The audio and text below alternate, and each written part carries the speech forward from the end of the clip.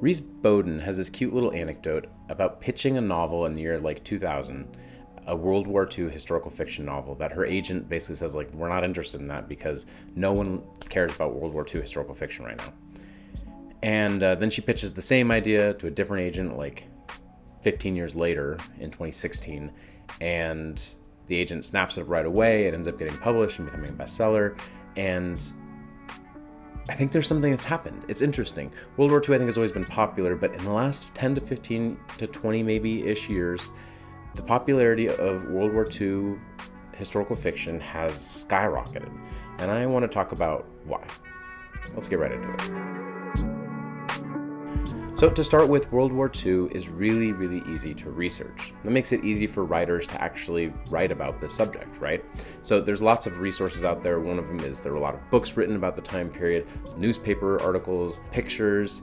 There are lots of museums out there, all these types of things. But one of the biggest things is that there are still people out there who are alive during this time period who you could go and actually talk to and ask them about the time period, right? And so that is a big deal. You probably know someone or may know someone who actually was alive during World War II. I encourage you just talk to them about that time period. And so it really becomes very easy to research this time period. It's easy to find out what happened and find specific stories and events that you could write stories about. So that's fiction or nonfiction, you could find out lots of information about the time period. And because of all the information that's available, it also becomes really easy for readers to know about World War II. Most people have gone through plenty of history classes about it, and again, museums and things like that. It's different than trying to describe all the context surrounding, I don't know, like the pastry war in Mexico in 1812. Was it 1812? 1828? I can't remember. Again, I can't remember, right? Like, I can tell you all the dates for World War II, but the pastry war in Mexico, who knows? Or like first century Persia, again, there's just not as much information about this. So you don't have to draw up a context for readers to understand. Most readers already understand about World War II because we've studied a lot. Of course, this is all true about World War II, but it's also true about like the 80s, let's say, or the Cold War, or whatever. There are lots of events that have happened where all the things I've just said are true. So what makes World War II so interesting? I think it has something to do with the way that there's clear-cut right and wrong. There's a black and white answer for at least the way that we tell the story about who is right and who's wrong in World War II. One of our strongest insults 75 years later is still to say that someone is a Nazi or is acting like Hitler. There's just such a clear-cut answer for who is right and who's wrong in this war. We also view World War II as kind of a tipping point. It was a time when things almost went really wrong, and there's a view, whether it's right or wrong now, there's a view that people believe that things have gone better since World War II. Things have been getting better, and maybe it was because of the events of World War II. It's easy to see why possibly the greatest war in all of history, at least in scale, if not in impact, is a popular topic for people to think about and consider, especially because it's such a recent event in our history. But why is it suddenly getting popular in the last 20 years? What's changed in the last 20 years? Well, I think there's a few things.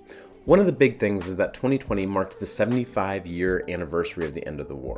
The reason that's such a big thing is because so many classified documents or formerly classified documents became declassified, some of them in 2018 and then 2019 and 2020. And so there was a lot more for people to research, a lot more interesting stories that came out of that, a lot more fascinating things that people would write about. And it also just sparked more interest because, hey, all these things that were classified, they're suddenly not.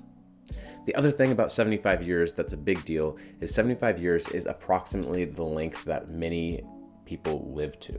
And so in the last 20 years, we've suddenly seen a lot of our older generation who was a part of that start to pass away. And of course, we want to maintain our connection with those people. We want to maintain the connection with our grandparents and our great-grandparents. And we want to see those things stay alive. And one of the ways we can do that is through stories. I think the passing of some of our older relatives has really sparked people to want to know what was going on and what was their thought process and how did these things work and how to maintain a connection with these people even though they're gone. And the way we do that is through stories. Interested to hear what you think though, and what are some of the reasons that you think there's been such a renewed interest in this subject? Let me know in the comments also, what are some of your favorite World War II historical novels? I'd love to hear about some of those and possibly pick some up to read myself. It's a topic I love reading about. If you enjoyed this video, please feel free to like and subscribe. We put out content like this all the time surrounding learning and books, and we'd love to see you come be a part of it. Thanks guys so much for watching, and as always, stay safe out there.